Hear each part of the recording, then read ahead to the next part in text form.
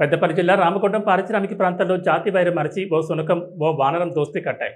ఈ దృశ్యాలు గోదావరికని శ్రీ కోదండ రామాలయంలోని అయ్యప్ప స్వామి దేవాలయం ఆవరణలో చూపరులకు కుక్క కోతి కొంతసేపు కనువిందు చేశాయి. ఆలయ ఆవరణలో రావి చెట్టు నీడలో వానరం శునకం సరదాగా ఆడుకుంటున్న దృశ్యం చూపరులను ఆకర్షించింది. దేవాలయానికి వచ్చిన ఓ భక్తుడు తన కెమెరాలో బంధించిన ఈ వీడియోలు ఇప్పుడు సోషల్ మీడియాలో వైరల్గా మారాయి.